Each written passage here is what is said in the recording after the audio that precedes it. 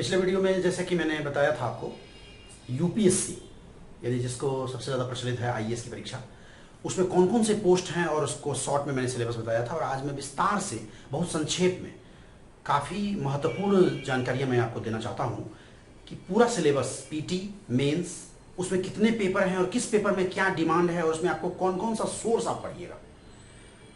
चूँकि पिछले वीडियो में मैं शॉर्ट में संक्षेप में चर्चा कर चुका हूँ, इसलिए मैं यहाँ पर वो पद पोस्ट वगैरह नहीं बताऊँगा। मैं सीधे आता हूँ यूपीएससी की परीक्षा पर। यूपीएससी की परीक्षा आईएएस जिस परीक्षा से बनते हैं, आप जानते हैं भारत की सर्वोच्च परीक्षा।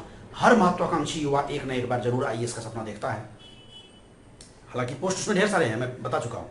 तो उसमें पीटी मेंस इंटरव्यू 3 चरण है, ये भी आप जानते होंगे। जो लोग न्यू कमर हैं, जो पहली बार तैयारी शुरू कर रहे हैं, उनके लिए और जो तैयारी कर भी रहे हैं उनके लिए बहुत ही महत्वपूर्ण ये सूचना आपको आज मिलेगी। आप थोड़ा सा धैर्य बना करके गौर से देखते रहें। पीटी मेंस इंटरव्यू, एक बात और याद रखिए, मैंने पहले भी बताया है, चाहे आप किसी भी परीक्षा की तैयारी करें, चाहे वो एसएससी हो, रेलवे हो, बैंकिंग हो, यूपीएससी हो, बीपीएससी हो, अगर प्री और मेंस 2 चरण है, इंटरव्यू तो बाद का चरण है, तो आप मेंस पे ज़्यादा फोकस्ड रहिए। मैंने एसएससी सीजीएल फर्स्ट बार में दिया और रेल मंत्रालय में नौकरी किया। यूपीएससी में मेंस दिया कई बार, स्टेट पीसीएस मेंस दिया और बीपीएससी में सिलेक्टेड हुआ। मैं आपको एकदम ये दिमाग में आप बैठा लें, आपके तैयारी का मुख्य फोकस मुख्य परीक्षा होगा, मेंस परीक्षा। क्यों? क्योंकि पीटी सिर्फ क्वालिफाइंग होता है। मान लीजिए 100 नंबर है पीटी में, अगर 100 में आप 90 लाते हैं, चाहे कट ऑफ 60 लाते हैं, बात बराबर है। कट ऑफ सिर्फ पार कर जाना है, 60 अगर कट ऑफ है तो 60 पार कर जाना है, उसमें ज़्यादा लाने से कोई फायदा है नहीं। तो हम अपना जो एनर्जी है उसको मेंस पे लगाए रखेंगे।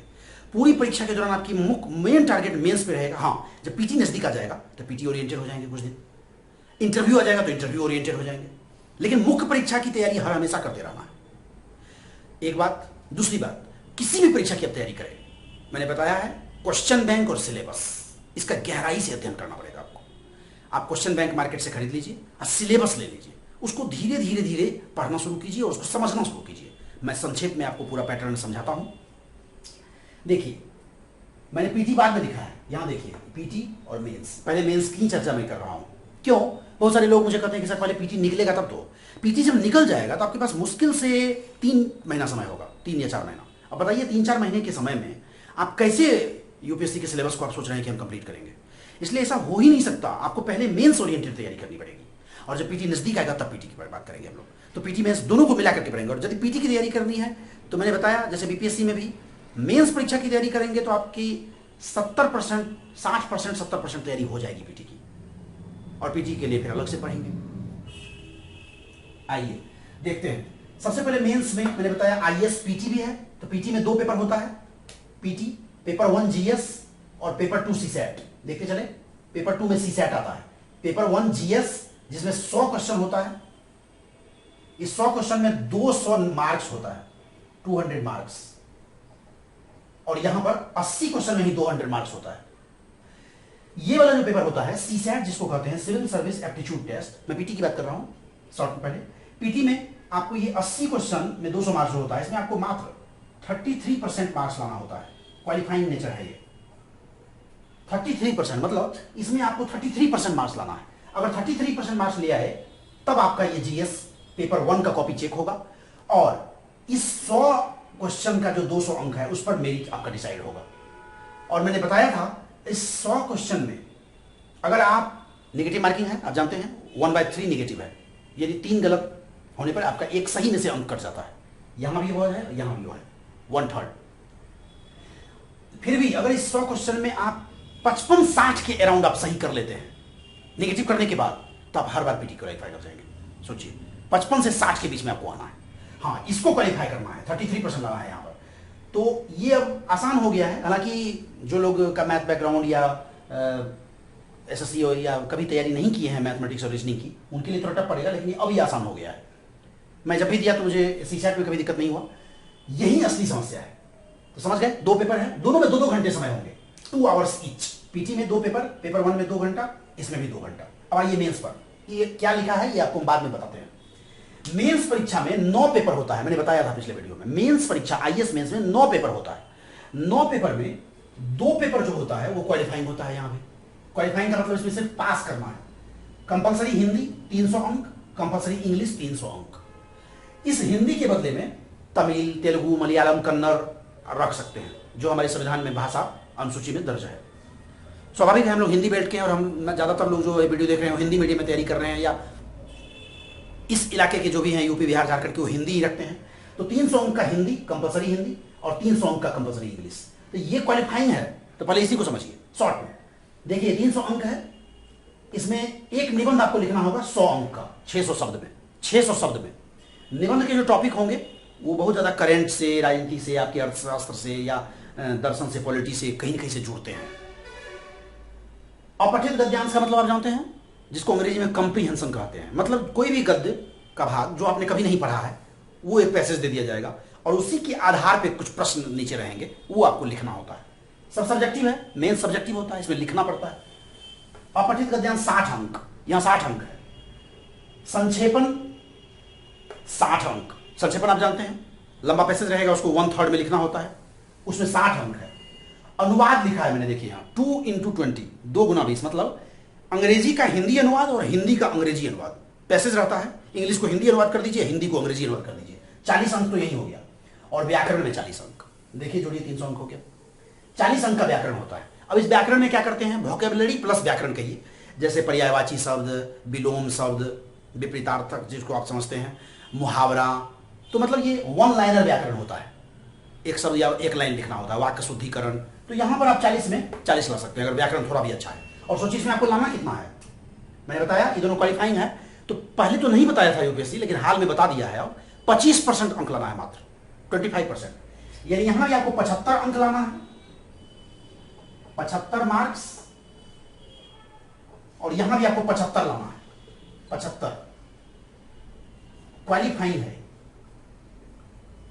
क्वालिफाइंग का मतलब यही है, इस 75 से ज्यादा आप जितना भी लाएं वो आपके मेरिट लिस्ट में जुड़ने वाला है नहीं। हाँ, एक बार मैं बताऊं, कंपलसरी हिंदी में तो जो लोग की हिंदी सामान्य तौर पे भी अच्छी होगी वो ले लेंगे 75, लेकिन जो इंग्लिश है कंपलसरी, यहां पे कई बार 75 लाने में भी समस्या होती है। मेरे कई मित्र थे जिनकी मेंस की तैयारी काफी अच्छी होती थी, जीएस और ऑप्शनल की, लेकिन इसमें भी रह जाते थे। तो यहां पर आपको ध्यान देना है कंपलसरी इंग्लिश वाले पेपर में। देखिए पैटर्न लगभग वही है, एस से 600 वर्ड, यहां भी आपको निबंध था, यहां एस से 600 वर्ड 100 अंक, कंप्रीहेंशन 75 अंक, प्रेसिज 75 अंक, और ग्रामर एंड वोकैबुलरी 50 अंक। यहां अनुवाद वाला नहीं है, बाकी सब पैटर्न वही है। देखिए 600 वर्ड में ये कैसे लिखना है, 100 अंक है। कंप्रीहेंशन आप समझ गए, वही पैसेज दिया रहेगा और उस पैसेज के आधार पे कुछ क्वेश्चन रहेगा, उसका उत्तर लिखना होगा। और प्रेसी वही, आपको संक्षेप करना होगा, लगभग 1000 वर्ड रहेंगे, आपको 300 350 वर्ड में उसको शॉर्ट करके लिखना होता है। ये प्रेसी हो गया। और ग्रामर एंड वोकैबुलरी फिर आ गया 50, ये 1 लाइनर टाइप का रहेगा या 1 वर्ड टाइप का रहेगा। तो इसमें फिर आप 50 में 50 ला सकते हैं, 50 में चलिए 40 से ला सकते हैं। इसमें क्या रहता है, इसमें अच्छा खासा ग्रामर पूछते हैं वो लोग।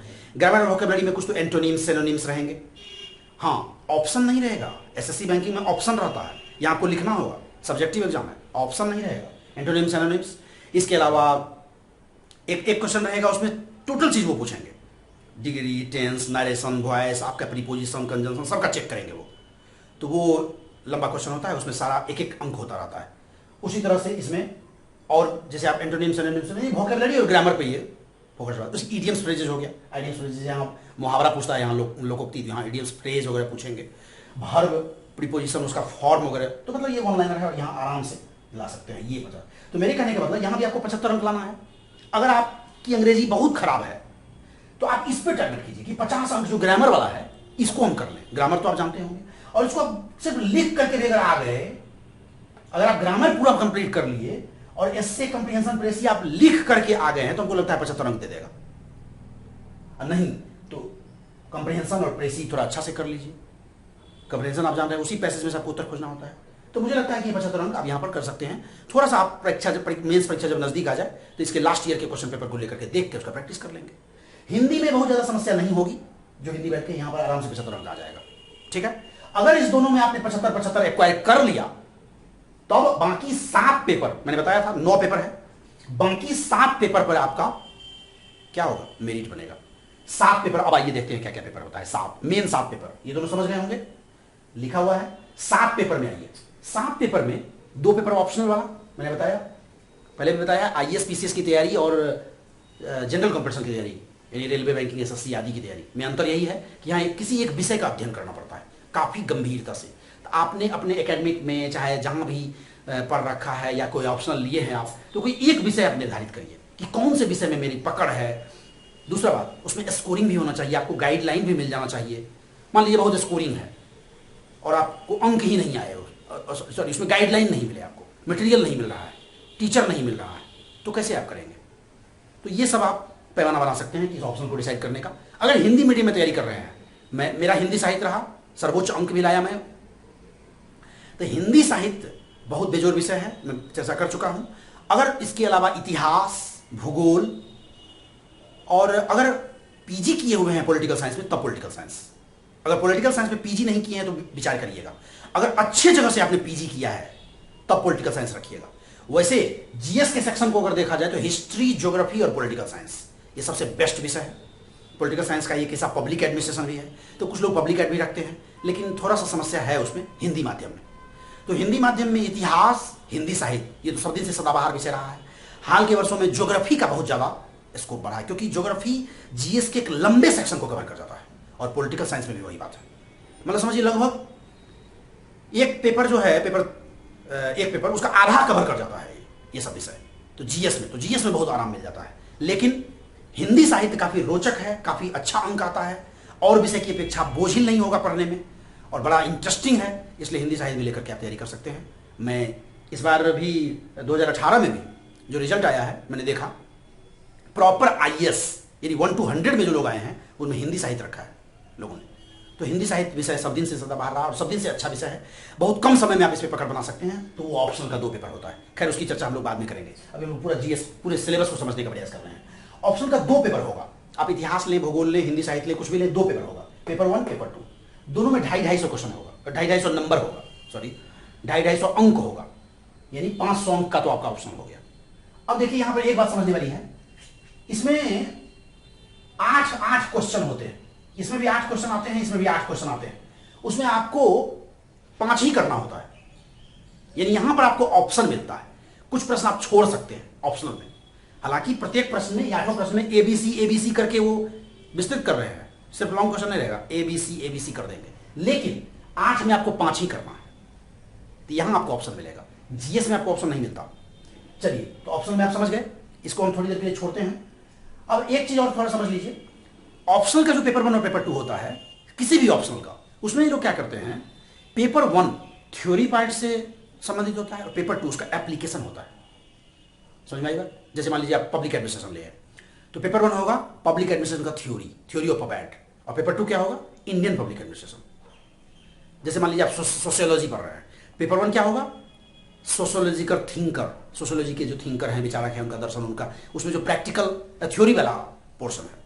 और पेपर 2 क्या होगा, भारतीय समाज।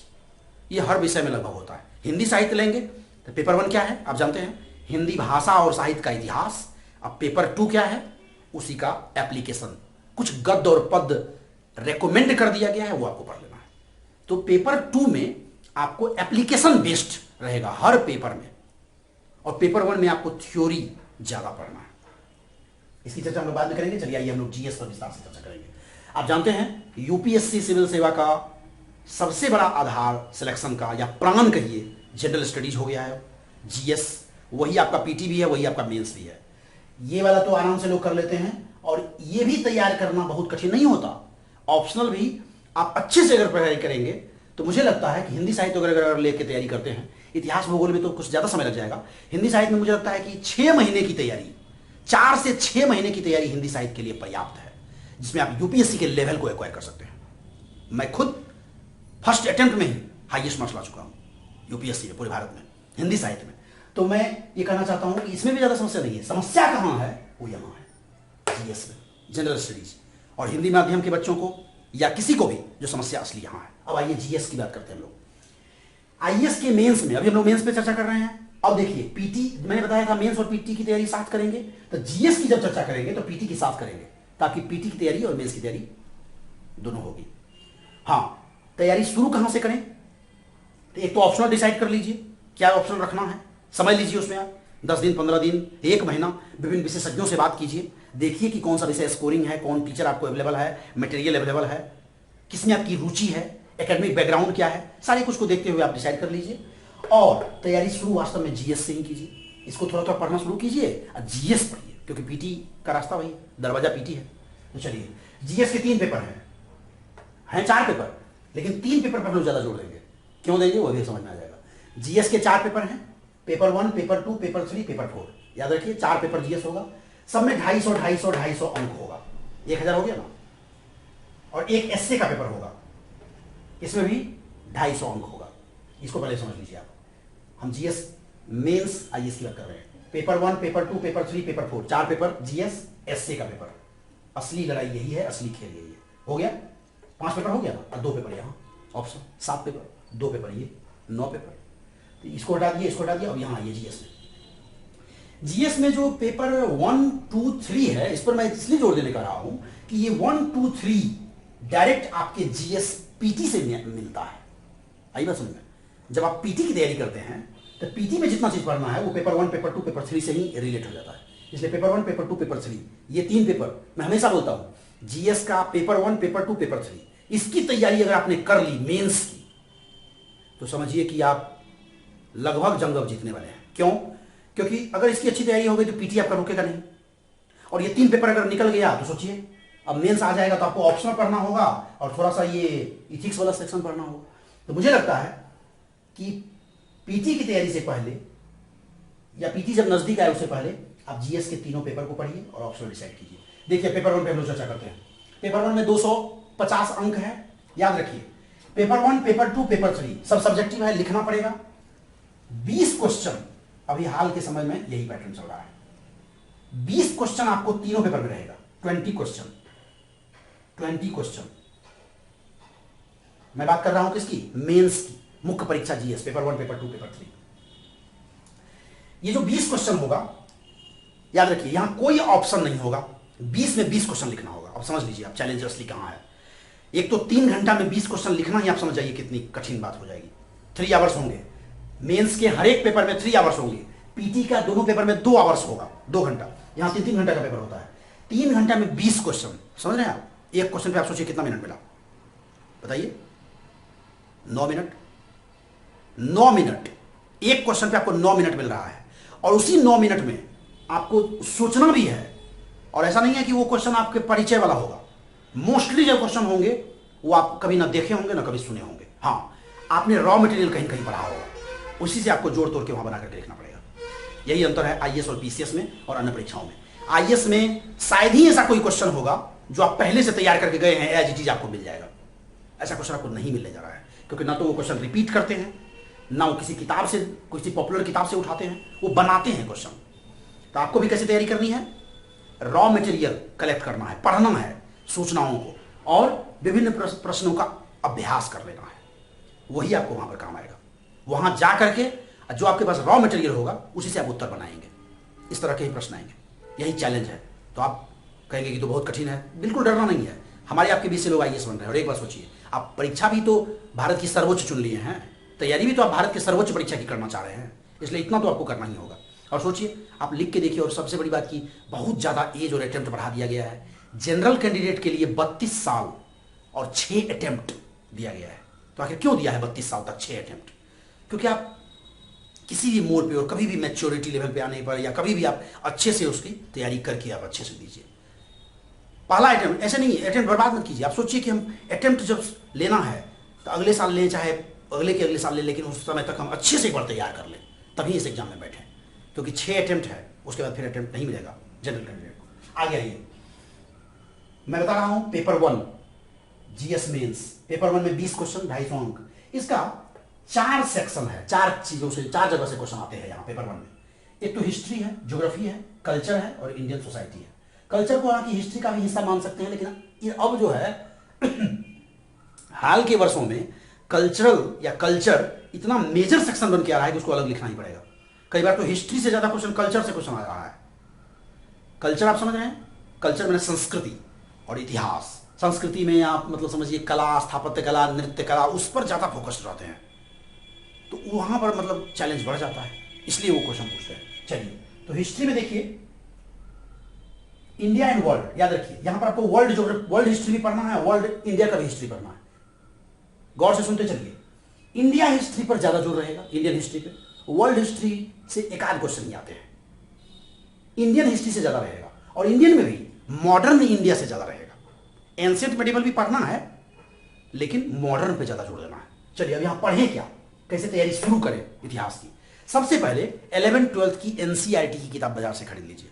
जितने लोग देख रहे हैं सब 11th-12th पास किए होंगे। 11th-12th की आर.एस. शर्मा एंशिएंट इंडिया लिखते हैं, सतीश चंद्रा मेडिवल इंडिया लिखते हैं, बिपिन चंद्रा आधुनिक भारत लिखते हैं, और 12th में विश्व इतिहास करके भी एक एनसीईआरटी की किताब आती है। इसको आप पढ़ना शुरू कीजिए, आपकी इतिहास की समझ बनेगी, यहीं से तैयारी शुरू होगी। हर सेक्शन में आपने सुना होगा, जीएस में हर सेक्शन में तैयारी का बेस्ट शुरुआत एनसीईआरटी से होता है। ये कोई एसएससी की का एग्जाम नहीं है कि आप 6 महीना में क्लियर कर जाइएगा, कौन उतना पढ़ेगा, नहीं। यहाँ 2-2 साल लोगों को बेस बनाने में लग जाता है, साल 1.5 साल। कोई भी जो टॉपर भी होता है वो कहता है कि कम से कम 1.5 साल की तैयारी चाहिए, तभी आप एग्जाम में बैठिए। 1.5 साल की रिगरस तैयारी, तब जाकर के आप आईएएस बनने का ख्वाब सोच सकते हैं। तो खैर, क्योंकि सिलेबस ही इस तरह का बनाया हुआ है, आपको एकदम एग्जॉस्ट कर देगा। तो आप एकदम, जिन लोगों में ये धैर्य है कि हम आराम से 2 साल 3 साल दे सकते हैं पढ़ाई में, जी जान से, दुनिया जहान छोड़ के, वो इधर आइए। हाँ, जो लोग किसी जॉब में हैं और इकोनॉमिकली आप सिक्योर हैं, कोई प्रेशर नहीं है, तो आप जॉब के साथ भी कर सकते हैं, क्योंकि आपको लंबा समय मिल जाता है।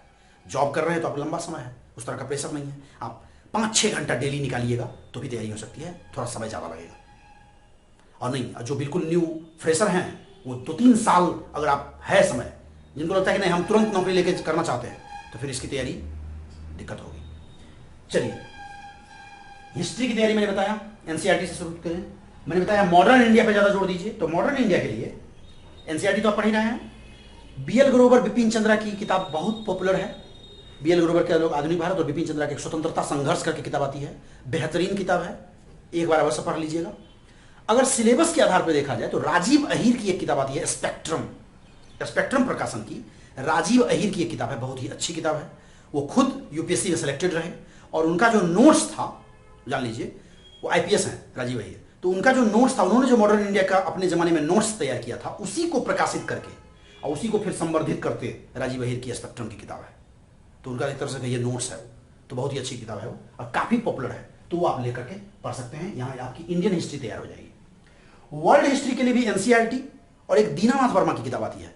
जैन माथुर वगैरह मैं नहीं बताऊंगा, मैंने खुद पढ़ा है जैन माथुर, चूंकि मेरा हिस्ट्री भी विषय था। जैन माथुर बहुत मोटा पड़ जाएगा, आप नहीं कर पाएंगे, आप बोझिल हो जाएंगे। एक किताब एनसीईआरटी के अलावा, एक किताब हर सेक्शन में आप पढ़िए। ज़्यादा किताब नहीं पढ़ना, क्योंकि क्वेश्चन डायरेक्ट उस किताब से भी नहीं आ रहा है, समझिए बात को, आपको बेस बनाना पड़ेगा इससे। हालांकि इतिहास वगैरह में तो क्वेश्चन आएगा, इतिहास में तो ज़्यादा क्वेश्चन आपको किताब से मिलेंगे। दीनानाथ वर्मा की किताब आती है विश्व इतिहास करके, उसको पढ़ लीजिए, बहुत ही अच्छी किताब, उपन्यास की तरह से आपको पढ़ने में मजा आएगा, समझ में आ जाएगा, और वर्ल्ड हिस्ट्री तैयार हो जाएगा। अब देखिए इंडिया एंड वर्ल्ड, यहां से क्या लिखा हुआ है, ये संख्या 4 से 5 क्वेश्चन, 4-5 का मतलब 4-5 क्वेश्चन आता है, 4 क्वेश्चन 5 क्वेश्चन। एक बात और, फिक्स नहीं है कौन साल कितना क्वेश्चन आएगा किस सेक्शन से, ये फिक्स नहीं है, ये फिक्स है 20 क्वेश्चन रहेगा हर एक पेपर में। 4-5 क्वेश्चन यहां से। ज्योग्राफी में आइए, ज्योग्राफी इंडिया एंड वर्ल्ड, यहाँ 7-8 क्वेश्चन। कल्चर, इंडियन कल्चर, यहाँ से 2-3 क्वेश्चन, और Indian society 5-6 question, Bharatiya Samaj, यही सेक्शन है इसका। ज्योग्राफी में आते हैं हम लोग, ज्योग्राफी इंडिया एंड वर्ल्ड पे बात करते हैं। ज्योग्राफी में आप जानते हैं 6 से लेकर के 12 तक की एनसीईआरटी हम लोगों ने भी पढ़ा है। 6ठी क्लास से 12वीं क्लास की एनसीईआरटी बेस माना जाता है, बहुत ही अच्छे तरीके से समझाया गया है, बच्चों के लिए लिखा गया है, आप पढ़ाई शुरू करें। और इसके अलावा अगर एक किताब पढ़ना चाहें तो माजिद हुसैन की किताब बहुत अच्छी किताब आई हुई है, आती है, भारत का भूगोल करके। और अगर वर्ल्ड ज्योग्राफी को भी और भारत की ज्योग्राफी दोनों को करें तो एक गे लियोंग चोंग की किताब आती है, वो किताब भी सिलेबस को ध्यान में रख करके बनाई गई है, तो उसको आप पढ़ सकते हैं। महेश वर्णवाल की किताब भी बेस बनाने के लिए अच्छी है, जो पीटी में भी काम आ जाएगा। मैं जो भी किताब बता रहा हूं वो पीटी में भी काम आएगा और मेंस में भी काम आएगा, दोनों को साथ लेके तैयारी करना है। चलिए, क्योंकि पीटी जो है ऐसा नहीं है कि आप लाइन बाय लाइन फैक्ट रटेंगे और फैक्ट डायरेक्ट आ जाएगा, कंसेप्ट से फैक्ट निकालते हैं, कंसेप्ट से फैक्ट निकालते हैं, और कंसेप्चुअल फैक्ट रहता है वो। तो आप जब तक विस्तृत अध्ययन नहीं करेंगे, पीटी का क्वेश्चन आप नहीं टच कर पाएंगे, आईएएस पीटी आपका नहीं निकलेगा। चलिए, तो कल्चर हो गया, कल्चर से 2-3 क्वेश्चन। ज्योग्राफी मैंने बता दिया कौन सा बुक पढ़ना है, एनसीईआरटी 6 से लेकर 12। कोई एक किताब ले लीजिए, माजिद हुसैन है, गेल यंगचोंग की किताब है, और उसके अलावा महेश वर्णवाल की किताब है जो पीटी के लिए भी बहुत अच्छी किताब है। कोई एक किताब देख लीजिए। यदि कोई अगर शुरुआत में आप हैं और एकदम बेसिक में पढ़ना चाहते हैं तो महेश वर्णवाल बहुत अच्छी किताब है, आराम से समझ में आती है। हाँ, एक बात और, एटलस का अध्ययन यहां अवश्य करना है आपको। ऑक्सफोर्ड का एटलस ले लीजिए, ऑक्सफोर्ड स्कूल एटलस, और एटलस पे पढ़ाई शुरू कीजिए। एटलस जो है एकदम प्राण है ज्योग्राफी का, हर चीज आपको एटलस से पढ़ना है देख देख के। कैसे करना है एटलस वो तो फिर अलग विषय हो जाएगा, लेकिन एटलस की पढ़ाई शुरू कीजिए पेज 1 से। भारत का भूगोल हो, विश्व का भूगोल हो, उसमें देखिए कि कहाँ किसका बाउंड्री है, कौन से जलधारा है, कहाँ से कौन से खाड़ी है, कौन समुद्र है, कौन महादेश है। पहले आप ये लोकेशन देखना शुरू कीजिए। जानते हैं एक पॉलिटिकल मैप होता है, एक फिजिकल मैप होता है, दोनों को मिला करके देखा जाता है, तब आप देखेंगे। खैर आप शुरू करिए, लीजिए और ये शुरू कीजिए। इसके बाद ये कल्चर। कल्चर के लिए देखिए कोई बेस तो लोग पढ़ते नहीं, कल्चर तो आप इतिहास का ही हिस्सा है। कल्चर के लिए एक एनसीईआरटी या इग्नू की भी कोई एक बुकलेट आती है, लेकिन अगर आप कोई एक किताब पढ़ना चाहते हो, नितिन सिंघानिया की किताब बहुत अच्छी किताब है। मैंने पढ़ा था, नितिन सिंघानिया, हिंदी माध्यम में भी है, लिख रहे नितिन सिंघानिया, बहुत अच्छी किताब है। मतलब एक तरह से वो सिलेबस को कवर करता है और लगभग सिलेबस के हर पार्ट को वो टच कर जाता है। तो नितिन सिंघानिया की किताब कल्चर के लिए बहुत अच्छी है, जहाँ से मेंस में ज़्यादा है, पीटी में भी कुछ क्वेश्चन आ रहे हैं। अब पीटी में भी कल्चर से क्वेश्चन अच्छे खासे आ रहे हैं, तो यहाँ से आप 2-3 क्वेश्चन, और नहीं तो फिर वही एनसीईआरटी और इग्नू की बुकलेट सब आती है कल्चर के लिए। इंडियन सोसाइटी, यहाँ से 2-3 क्वेश्चन है। इंडियन सोसाइटी समझते हैं, भारतीय समाज, यहाँ से 5-6 क्वेश्चन आ रहा है। भारतीय समाज के लिए राम आहूजा की किताब एक बहुत अच्छी किताब है। 11th क्लास में सोशियोलॉजी की किताब आती है, भारतीय समाज, वो भी आप पढ़ सकते हैं शुरुआत में। भारतीय समाज मैंने बताया ना, हर सेक्शन में एनसीईआरटी बेस बुक है। क्यों? क्योंकि एनसीईआरटी बच्चों के लिए लिखा जाता है। अगर आप वो पढ़ेंगे तो आपकी समझ, कंसेप्ट पूरी तरह से एकदम क्लियर होगा। और उसके बाद कोई एक किताब ले लीजिए, राम आहूजा की किताब बहुत अच्छी है। सामाजिक समस्याएं, भारत में सामाजिक समस्याएं जितनी भी है, गरीबी, बेरोजगारी, महिला से संबंधित समस्याएं, वेश्यावृत्ति, निरक्षरता, और कैसे उस समस्या को दूर करें, उसके लिए क्या कर रही है भारत सरकार, ये सब तो फिर करंट का विषय हो जाएगा। भारत सरकार कौन कौन सी योजना बना रही है, वो सब आपको जोड़ना होगा। एक बात और गौर कीजिएगा, जीएस के सभी पेपर, या समझिए पूरे यूपीएससी की परीक्षा के प्राण है करंट अफेयर्स। करंट अफेयर्स अलग से भले कहीं नहीं लिखा हो, प्राण करंट अफेयर्स है, आत्मा, इस परीक्षा की आत्मा है करंट अफेयर्स। और ये बॉडी दिख रहा है, मतलब क्या, मतलब समझे, हर जगह करंट अफेयर्स घुसा रहेगा। पढ़ रहे हैं आप पॉलिटी, पढ़ रहे हैं आप ज्योग्राफी, और रहेगा करंट से रिलेट करके क्वेश्चन। तो करंट तो आपको करना ही है। कैसे करेंगे, क्या करेंगे, वो भी बताऊंगा, पहले एक बार ये देख लीजिए। अब आइए पेपर 2 में, इसके बारे में मैंने बता दिया है। पेपर 2 में भी 250 अंक, 20 क्वेश्चन। यहाँ पॉलिटी, इंटरनेशनल रिलेशन और सोशल जस्टिस, ये 3 सब सेक्शन है इसका। पॉलिटी सबसे विशाल खंड है, सबसे बड़ा खंड होता है इसका। और पॉलिटी में सिर्फ यहाँ पर पॉलिटी नहीं, पॉलिटी में भारतीय राज्य व्यवस्था में अब देखिए क्या क्या, गवर्नेंस, भारत सरकार का जो शासन चलता है, राज व्यवस्था, भारतीय संविधान, जो अधिकार संबंधी मुद्दे हैं, वो सारा मतलब एक तरह से विस्तृत, और पब्लिक एड का भी कुछ हिस्सा, भारतीय प्रशासन के बारे में जानकारी, ये सब यहाँ पर पॉलिटी का हिस्सा है। इसलिए मैं देखिए 20 में 10 से 12 क्वेश्चन तो यही आ जाता है। मतलब इस पेपर का आधा, 20 क्वेश्चन पूछेगा, उसमें 10-12 वो क्वेश्चन रहता है। ये इस लाइन के इस पार नहीं देना, इस लाइन के इस पार पीटी का लिखा हुआ है, इस लाइन के इस पार देखिए मेंस का है। 10-12 क्वेश्चन रहेंगे। कब, मैंने बताया ना, फिक्स नहीं होता, कभी 10 रहेगा, कभी 12 भी हो सकता है, कभी 9 भी हो सकता है। तो मोटा मोटी ये है, ये जो लिखा हुआ है। इंटरनेशनल रिलेशन से 4-5 क्वेश्चन, आप जानते हैं इंटरनेशनल रिलेशन। खैर पॉलिटी के बारे में बता दूं, पॉलिटी में एकमात्र सेक्शन है जिसमें एनसीईआरटी नहीं भी पढ़ेंगे तो लक्ष्मीकांत की किताब बेस बनाने के लिए बहुत अच्छी है, सब लोग पढ़ते हैं, आप जानते हैं। लक्ष्मीकांत, टीएमएच प्रकाशन की किताब अवश्य खरीदिए और पढ़ना शुरू कीजिए अगर आप कभी भी आईएएस देना है तो।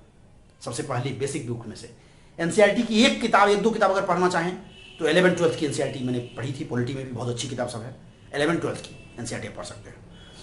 हिस्ट्री ज्योग्राफी में एनसीईआरटी पढ़ना अनिवार्य है, बाकी सेक्शन में एनसीईआरटी नहीं भी पढ़ेंगे तो चलेगा। हाँ, अगर मान लीजिए आपका साइंस वीक है तो फिर साइंस के लिए आपको एनसीईआरटी पढ़ना पड़ेगा बेस बनाने के लिए। कहाँ से पढ़ेंगे आप? अगर मान लीजिए फिजिक्स, केमिस्ट्री, बायोलॉजी का बेसिक कंसेप्ट भूल गए, नहीं समझ में आ रहा है, तो फिर कैसे आप विज्ञान तकनीक को समझ पाएंगे? इसलिए जरूरी है हिस्ट्री, ज्योग्राफी, साइंस। और जिनका साइंस लेवल 10th लेवल तक भी अच्छा खासा है तो उनको नहीं पढ़ना होता एनसीईआरटी। हिस्ट्री ज्योग्राफी में क्या है कि लोग भूल जाते हैं, 10th लेवल में जिनका अच्छा भी होगा वो भूल चुके होंगे, इसलिए एक बार फिर से पढ़ना है और वो बार बार पढ़ना है। चलिए, पॉलिटी हो गया, पॉलिटी से 10-12 क्वेश्चन। लक्ष्मीकांत की किताब पढ़ लीजिए, एक किताब, और उसके बाद फिर करंट अफेयर्स से कुछ। डीडी बसु की भी किताब बहुत अच्छी किताब आती है, डीडी बसु बहुत बड़े संविधान विशेषज्ञ हैं, मेंस के लिए बहुत अच्छा उसके उसके साथ पढ़ना। और एक बेयर एक्ट होता है, बेयर एक्ट समझते हैं आप? बेयर एक्ट भी ले लीजिए, आज ही ले लीजिए। जैसे ज्योग्राफी में ऑक्सफोर्ड एटलस है, उसी तरह से पॉलिटी में बेयर एक्ट होता है, वो बेयर एक्ट पढ़ना शुरू कीजिए। बेयर एक्ट क्या हुआ मैं बताता हूँ। यानी भारतीय संविधान का जो मूल संविधान है उसकी कॉपी कही है पूरा संविधान, कि संविधान में कितने भाग हैं, कितने अनुच्छेद हैं, 1 से लेकर के 395 अनुच्छेद को एकदम जिस तरह से समझाया गया है संविधान में, उसी की कॉपी है। बहुत सारे इलाहाबाद में पब्लिकेशन, लॉ पब्लिकेशन वगैरह की किताब आती है, बेयर एक्ट पॉलिटी कहेंगे तो मिल जाएगा। उसमें समझाया नहीं, पूरा संविधान लिखा हुआ है, मौलिक अधिकार, मौलिक कर्तव्य क्या है, कहाँ राष्ट्रपति, प्रधानमंत्री, सारा कौन आर्टिकल में है सब मिल जाएगा। और फिर लक्ष्मीकांत की किताब पर्याप्त। इंटरनेशनल रिलेशन से 4-5 क्वेश्चन है। इंटरनेशनल रिलेशन जानते हैं, इसके लिए मुझे नहीं लगता कोई किताब वगैरह पढ़ने की आवश्यकता है। हालांकि जे.एन. दीक्षित, जो लोग पढ़ना चाहें, जे.एन. दीक्षित की किताब बहुत अच्छी किताब है भारत की विदेश नीति पर। हमारे विदेश सचिव और विदेश मंत्रालय में बहुत बड़े अधिकारी के पद पर रहे हैं वो, तो विदेश के लिए, लेकिन बहुत मोटी किताब है। और अब उस किताब को पढ़ करके बहुत ज़्यादा फायदा है ना। तो मतलब IR के लिए आप क्या करें, 11th क्लास 12th क्लास की NCERT की किताब है पॉलिटी की, वो पढ़िएगा तो आपका इंटरनेशनल रिलेशन का भी कुछ कंसेप्ट क्लियर होगा। वहाँ पे किताब, एक तो किताब का नाम है भारत और विश्व करके, वो किताब NCERT की किताब है, तो वहाँ से आप पढ़ सकते हैं। और उसके अलावा इंटरनेशनल रिलेशन में क्या करना है, यहाँ देखिए, international relation and international institutions को विस्तार से पढ़ना होगा। इंस्टीट्यूशन समझ गए, UNO है, और उसके बाद IMF है, बहुत सारा संगठन है, G5 हो गया, G8 हो गया, G20 हो गया, इतना जितना सार्क हो गया, आसियान हो गया, सबको आपको समझना होगा। तो काफ़ी समझ बनानी है। इसके लिए क्या करना है, इसके लिए मैंने बताया था शुरुआत में ही आपको, एक पेपर तो आप पढ़ना शुरू करें। जैसे ही IAS की तैयारी सोच रहे हैं आप, NCERT पेपर, इसे तो शुरुआत आप जान ही रहे हैं। तो एक न्यूज़ पेपर, कोई जरूरी नहीं, अगर आप हिंदू नहीं पढ़ पाते, आप दैनिक जागरण राष्ट्रीय संस्करण, मेरे 7 लोग थे, UPSC में 38वां रैंक आया है, वो कभी हिंदू नहीं पढ़ता था, 38 रैंक, वो सिर्फ और सिर्फ दैनिक जागरण राष्ट्रीय संस्करण पढ़ता था। तो ऐसे लोग भी हैं, तो मतलब कोई जरूरी नहीं है। हाँ, हिंदू मटेरियल होता है तो आजकल तो अब इंटरनेट पे उसका हिंदी भी करके दिया हुआ है, तो उसमें घबराना नहीं है, आप वहां से भी ले सकते हैं। इंटरनेशनल रिलेशन पे क्या करना है, जब बहुत लगभग 3-4 महीना 5 महीना से आप पेपर का अध्ययन करेंगे और भारत और विदेश के संबंधों को समझना शुरू करेंगे, भारत अमेरिका, भारत पाकिस्तान, भारत नेपाल, भारत चाइना क्या रिलेशन है, तब आपकी पकड़ बनेगी। तो बेस के लिए NCERT या जे.एन. दीक्षित की किताब। हाँ, एक बात और, क्या बुराई है अगर मान लीजिए किसी अच्छे कोचिंग का नोट्स मिल जाता है तो क्यों ना पढ़ ले। तो इन सबों पर समझिए कि कोचिंग का नोट्स बहुत अच्छा बनाया हुआ होता है, आप जितना मेहनत करके बनाएंगे कोचिंग नोट्स देता है। दृष्टि IAS की नोट्स बेहतरीन है, मैं नज़दीक से जानता हूँ कोचिंग को, मैंने कोचिंग वहाँ किया भी। तो दृष्टि IAS की है, उसके अलावा आपका विजन IAS है, उसकी नोट्स आती है। आप कोई भी एक नोट्स ले लीजिए, पटना में भी नोट्स अवेलेबल होगा, तो वहाँ से ले करके उसको अध्ययन कर सकते हैं। हाँ, ये वाला करंट से पूरी तरह जुड़ता है, तो आपका इसमें बेस बनेगा। और करंट मतलब जब आप परीक्षा देंगे तब जो करंट में घटनाक्रम हो रहा होगा वहां से जोड़ करके पूछेंगे। लेकिन अब मान लीजिए आप कहेंगे कि करंट जब समय आएगा तब पढ़ेंगे, तो आप कैसे भारत पाकिस्तान, भारत चीन, भारत अमेरिका, भारत रूस के संबंधों को पहले से आप बेस रहेगा कुछ तब, तो इसलिए वो पढ़ना है और एक बार पढ़ लीजिए। सोशल जस्टिस पे 1-2 क्वेश्चन आता है, सामाजिक न्याय, इसके लिए कुछ नहीं, कोई भी वही, फिर मैंने कहा ना, जहां आपको ज्यादा नहीं समझ में आ रहा, कोचिंग का नोट्स, दृष्टि या विजन की कोचिंग का एक नोट्स ले लीजिए पतला सा और उसको पढ़ जाइए, क्योंकि यहाँ पर 1 या 2 क्वेश्चन ही आते हैं। 20 क्वेश्चन कंप्लीट हो गए यहाँ भी और यहाँ भी, देख लीजिए। ठीक है, अब आइए पेपर 3। पेपर 3 में 250 अंक है, 20 क्वेश्चन है। Economy, science tech, environment, internal security, disaster management, 5 section है यहाँ। अर्थव्यवस्था सबसे बड़ा खंड है, समझ रहे हैं, भारतीय अर्थशास्त्र, अर्थव्यवस्था। अर्थव्यवस्था में 8 से 9 क्वेश्चन आता है, 8-9 क्वेश्चन आ जाता है, मतलब लगभग आधा। इसमें भी फिर वही NCERT की किताब है, भारतीय अर्थव्यवस्था 11th की, भारतीय अर्थव्यवस्था, वो पढ़ लीजिए। और रमेश सिंह की किताब बहुत अच्छी किताब है, बेसिक में मिश्रापुरी भी लोग पढ़ते हैं, लेकिन रमेश सिंह की किताब अच्छी है। और फिर वही बात, इसमें भी किताब से बहुत ज्यादा नहीं आ रहा, आपको वर्तमान घटनाक्रम पे पकड़ बनाना पड़ेगा। आर्थिक घटनाक्रम, वर्तमान आर्थिक घटनाक्रम, आर्थिक जो हो रहा है, देखिए कोविड काल आया, कोविड काल आया, तो कोविड काल के बाद देखिए अर्थव्यवस्था किस तरह से पूरे विश्व की अर्थव्यवस्था चमड़ा गई है, और चीन किस तरह से एकदम पूरी तरह से व्यावसायिक देश बन गया है। चीन है ही पूरे व्यवसाय पर आधारित, उसका देशभक्ति है व्यवसाय, अपने व्यवसाय को कैसे बढ़ा करके वो आज भी अपने अर्थव्यवस्था को बूम कर रहा है। तो अर्थव्यवस्था का जो बेसिक मान लीजिए कंसेप्ट है उसको समझने के लिए एनसीईआरटी, और कोई फिर अगर चाहे तो कोचिंग का नोट्स भी ले सकते हैं, कुछ एक कोचिंग का नोट्स, नहीं तो रमेश सिंह की किताब वगैरह पढ़ करके आप काम चला सकते हैं। और फिर वही जो करंट अफेयर्स है उसे आपको जोड़ना होगा। इसके अलावा जो पीटी और मेंस दोनों में काम आएगा, मैंने यहां लिखा है देखिए, एक न्यूज़पेपर आप पढ़ेंगे ही, मैगजीन आप पढ़ते हैं कोई एक मैगजीन, तो दृष्टि आईएएस की मैगजीन बहुत अच्छी मैगजीन है, मैं उसको पढ़ता था, दृष्टि करंट अफेयर्स टुडे, योजना कुरुक्षेत्र, ये भी मंथली मैगजीन आती है, भारत सरकार की मैगजीन है, ये आप पढ़िए। इंटरनेट मैंने यहां लिखा है, वर्तमान समय में इंटरनेट बहुत बड़ा सोर्स बन गया है। इंटरनेट पे आप जाएंगे तो दृष्टि, चाहे पीआईबी का साइट पे जाइए, राज्यसभा चैनल, लोकसभा चैनल, उस पर जब आप जाएंगे तो बहुत सारा आपको ऑडियो, वीडियो, लेक्चर्स और आपको आलेख मिलेगा, वहां से आपको मैटर कलेक्ट करना पड़ेगा और वो करना पड़ेगा। आप डायरी बना लीजिए, उसको शॉर्ट में लिखिए, चाहे वहीं से आप पेज निकलवा लीजिए, उसको बार बार अध्ययन कीजिए अंडरलाइन करके, ये करना पड़ेगा क्योंकि ये बहुत बड़ा सेक्शन है। इसी में सब ये जो आप पढ़ेंगे ये सबसे जुड़ता है। अब देखिए बजट और सर्वे मैंने लिखा है, हर साल भारत सरकार का बजट आता है और इकोनॉमिक्स सर्वे, आर्थिक समीक्षा, ये लोग पढ़ते हैं और पढ़ना चाहिए। Year book, India year book हर साल आती है, मोटी सी किताब होती है, मोटाई देख के ना डरें, वो पीटी मेंस सबके लिए है और उसको पढ़ के आप अवधारणा बनाइए, बहुत सारा क्वेश्चन वहां से डायरेक्ट आ जाता है। ईयर बुक ये तो एकदम अनिवार्य है पीटी मेंस दोनों के लिए। अभी मैम यहां से फिर देखिए पीटी पे कैसे आते हैं। पीटी में 2 पेपर है, सीसेट पे बाद में करते हैं, पहले जीएस का पेपर साथ साथ हम करते चले जाते हैं। देखिए पेपर 1 में जीएस 100 क्वेश्चन 200 मार्क्स बता चुका हूं। इसमें जो आप हिस्ट्री यहां पढ़ रहे थे, यहां 17 से 18 क्वेश्चन, फिर ये फिक्स नहीं है, कभी 20 भी हो जाता है। 18 क्वेश्चन 17 क्वेश्चन हर साल आ रहे हैं हिस्ट्री से, याद रखिए। यहां वर्ल्ड नहीं पढ़ना है, वर्ल्ड हिस्ट्री नहीं पढ़ना हिस्ट्री वाले सेक्शन में। पीटी में सिर्फ इंडियन हिस्ट्री है, मेंस में वर्ल्ड हिस्ट्री भी जोड़ दिया है। ज्योग्राफी में इंडिया एंड वर्ल्ड यहां भी है, यहां भी है। 15 क्वेश्चन, कभी कभी ये 20 भी हो सकता है, 15 से 20 क्वेश्चन यहां पे। सबसे बड़ा सेक्शन क्या है यहां? करंट। अभी 25 से 30 क्वेश्चन करंट अफेयर से पूछ रहे हैं, वही करंट में जो यहां बता रहा हूं। वो बजट हो गया, इकोनॉमिक सर्वे हो गया, वर्तमान राजनीतिक घटनाक्रम, वर्तमान सामाजिक घटनाक्रम, वर्तमान आर्थिक घटनाक्रम, तो वो आप पूरी तरह से आपको यहां पर मैगजीन, न्यूज़पेपर और इंटरनेट वगैरह पर फोकस रहना होगा, वहीं से आपको मैटर देना होगा। तो बजट और इकोनॉमिक सर्वे हर साल आता है, मार्केट में अवेलेबल होता है, ऑनलाइन अवेलेबल होता है, वो लेकर के पढ़ेंगे आप। बिल्कुल घबराइए नहीं, जो न्यू कमर है, एक साथ ही सबको नहीं पढ़ना, धीरे धीरे आपको पढ़ाई शुरू करनी है। इंडिया ईयर बुक हर साल जनवरी फरवरी में आ जाती है बाजार में, जनवरी वगैरह में, क्योंकि मई जून में आपका पीटी होता है तो उसी समय आता है। इकोनॉमिक सर्वे और बजट भी मार्च तक आ जाता है, फरवरी मार्च में, तो इसीलिए उस समय आता है कि आप उसको पढ़ करके पीटी और मेंस दोनों में काम आता है उस साल। अब देखिए करंट अफेयर से लगभग 25 क्वेश्चन, कभी 30 क्वेश्चन भी हो जा रहे हैं। मैंने यहां पॉलिटी बताया था, पॉलिटी से लगभग 15 क्वेश्चन हर साल पीटी में, इकोनॉमी में 15 क्वेश्चन, साइंस एंड टेक लिखा है, उसमें 3-4 क्वेश्चन आते हैं मेंस में। मेंस की बात बताऊंगा, इकोनॉमी में मैंने बता दिया है यहां। मेंस पेपर 3 में science and technology, science and technology आप समझ रहे हैं, विज्ञान आपने स्कूल में पढ़ा होगा, जो लोग 10th तक भी विज्ञान पढ़े हैं, फिजिक्स केमिस्ट्री बायोलॉजी, आप एनसीईआरटी की किताब लेकर के अपना बेस एक बार क्लियर कर लीजिए। और साइंस टेक के लिए मैं कोई किताब रेकमेंड नहीं करूंगा, किसी भी अच्छे कोचिंग का नोट्स पढ़ लीजिए। दृष्टि का नोट्स, विजन आईएएस, आस्था आईएएस में भी साइंस टेक की अच्छी मिलती है, मैंने वहाँ का नोट्स पढ़ा और वहाँ साइंस टेक में वहाँ मुझे बहुत लाभ हुआ है, तो ये आप पढ़ सकते हैं साइंस टेक का। मेंस में तो 3-4 क्वेश्चन हैं, देखिए यहाँ आप एनसीईआरटी और नोट्स से बेस बनाए, फिर वो करंट से जुड़ेगा।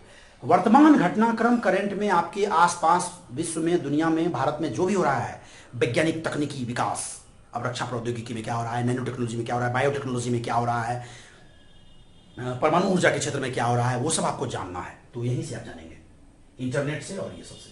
पीआईबी के साइट पे चले जाइए, साइंस टेक के लिए ISAdda.com है, वहाँ पे जाइए, आपको बहुत सारा मैटर मिलेगा।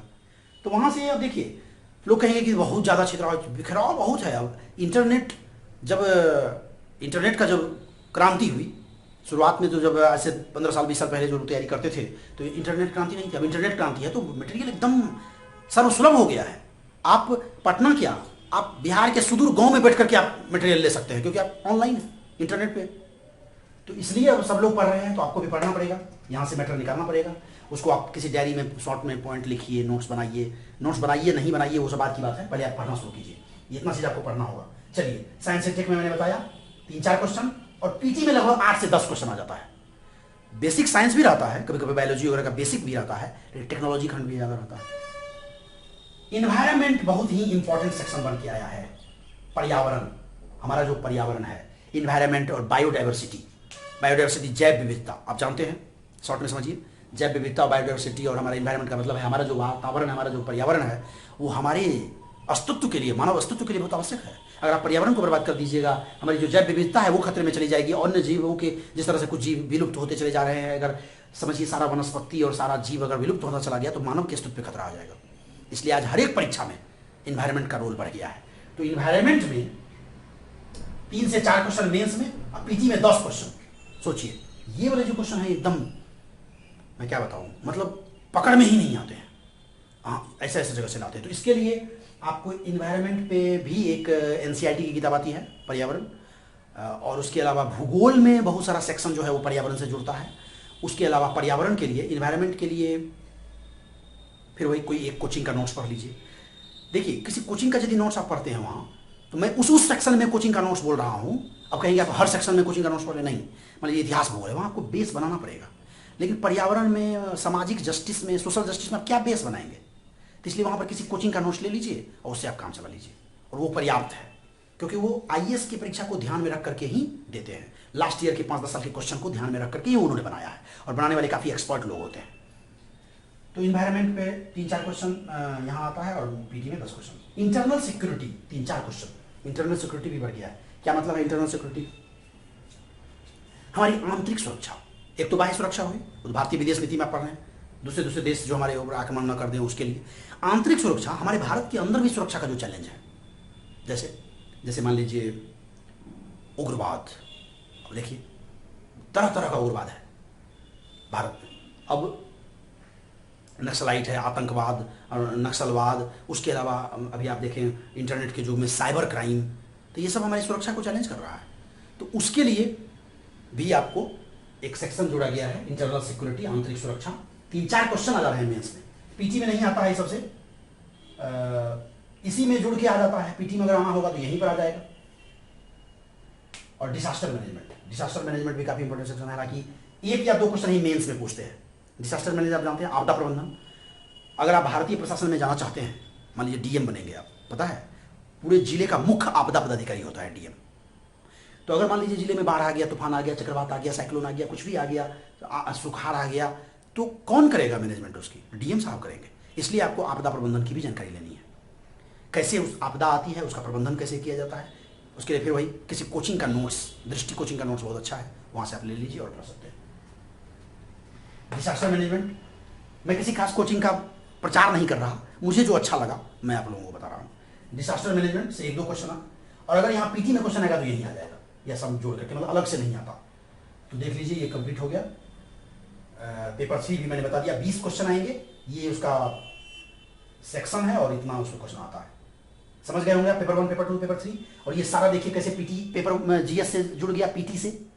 यहाँ पर आप हिस्ट्री में पढ़ेंगे, ज्योग्राफी पढ़ेंगे, वही किताबें पढ़नी है और वही मटेरियल पढ़ना है जो आपको मेंस और पीटी दोनों में काम आएगा। पॉलिटी आईआर और पीटी के लिए अलग से कोई खास किताब नहीं पढ़नी। इन्वायरमेंट, हाँ ये करना है जब पीटी नजदीक आ जाता है, नजदीक मतलब जब 4-5 महीना बचा। पीटी भी, अब आईएएस का पीटी आप जानते हैं अच्छे खासे लोग रह जाते हैं, मतलब पीटी को हल्के में नहीं लेना है। हाँ मेंस की जब तैयारी हो रही है तो पीटी की भी तैयारी हो रही है, लेकिन जब 4-5 महीना बचेगा पीटी को, तो पीटी ओरिएंटेड हो जाते हैं। मतलब क्या, लास्ट ईयर का 10 साल का क्वेश्चन देखिए, पीटी का क्वेश्चन बैंक देखते रहिए। उसके अलावा फिर आप पीटी पर फोकस्ड रहिए, यानी फैक्चुअल डाटा ज़्यादा कलेक्ट कीजिए, ज़्यादा पढ़िए यहाँ से भी, और इसमें जो सोर्स है वो भी।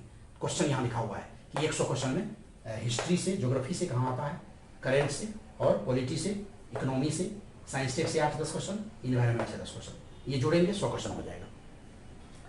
अब एक छोटा सा बात मैंने बताया था, जीएस में, पीटी में सीसैट का भी पेपर है जहाँ 33% मार्क्स लाना है, लेकिन 33% मार्क्स भी कभी बार कुछ लोगों को नहीं आ पाता।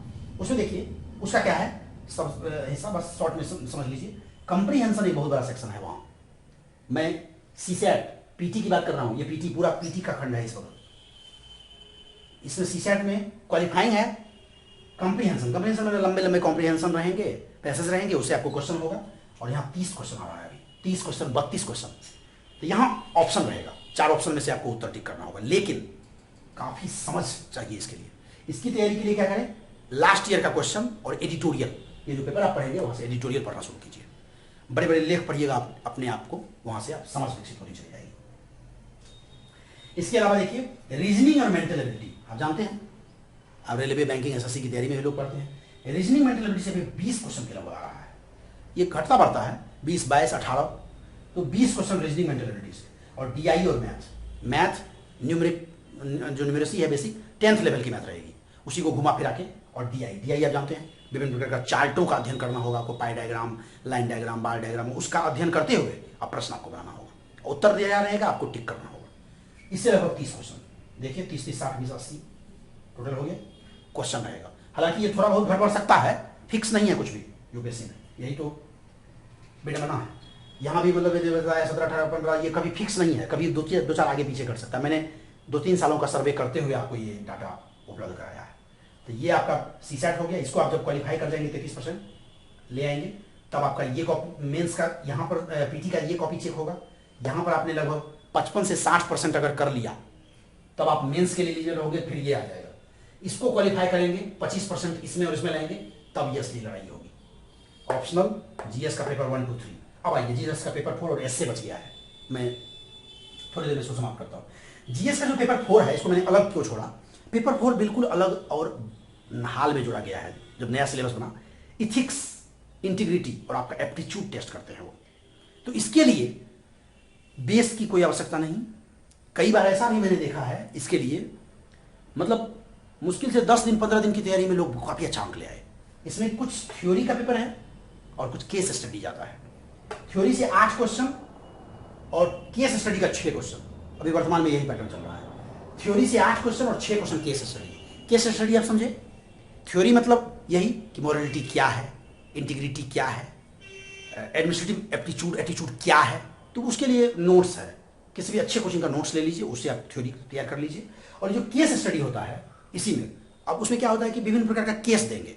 आप जिलाधिकारी हैं, आप एसपी हैं, आप किसी बड़े कंपनी के सीईओ हैं और आपके सामने ये समस्या आ गई, विस्तार से वो समस्या लिखी रहेगी। जैसे आप मान लीजिए उदाहरण के लिए क्वेश्चन यहाँ का कि आप जिलाधिकारी हैं और आपके ही जिले में कोई महिला जो है आई हुई है आपके पास और दहेज उत्पीड़न का आपके पास वो शिकायत लेकर के आई है, और आपको पता चल गया है कि इस महिला के ससुर जो हैं वो बहुत बड़े किसी नेता है, किसी कद्दावर जो किसी पार्टी है उसके सांसद हैं। अब ऐसी स्थिति में आप क्या निर्णय लेंगे, और पूरा उन्होंने सुनाया है अपना घटनाक्रम, वो विस्तार से लिखा रहेगा।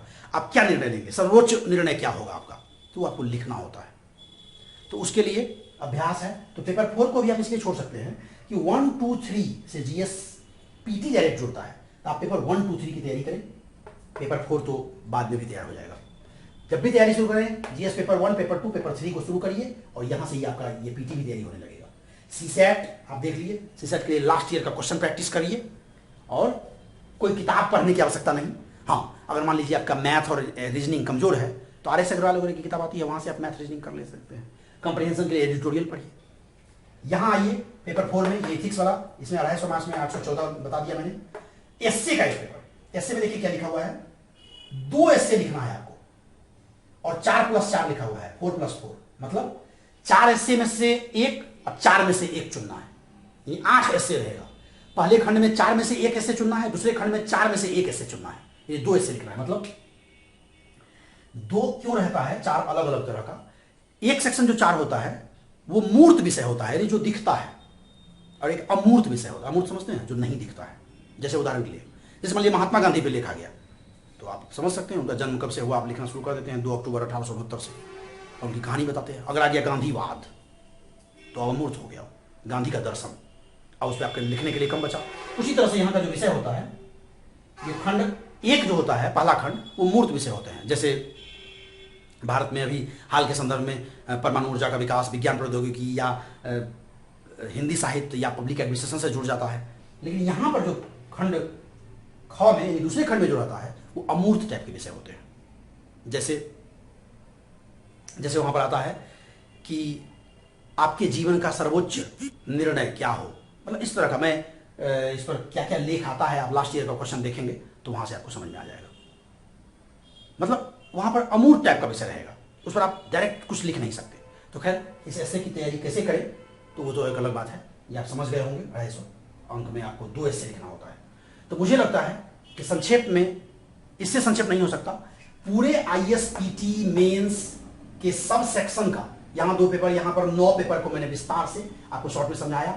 किसमें क्या आता है, कितना क्वेश्चन और कहां से तैयारी करनी है, उसको भी मैंने संक्षेप में कहा है। अब जो कुछ छूट गया होगा आप लोग कमेंट करेंगे, मैं आगे बताऊंगा फिर अगले वीडियो में। और इसके बाद फिर इंटरव्यू होता है, मैंने बताया था पिछले वीडियो में। इंटरव्यू में यहाँ 275 अंक होते हैं। तो जब आप मेंस क्वालिफाई करेंगे तो फिर इंटरव्यू में जाएंगे, फिर उसकी चर्चा करेंगे। धन्यवाद, नमस्कार मित्रों।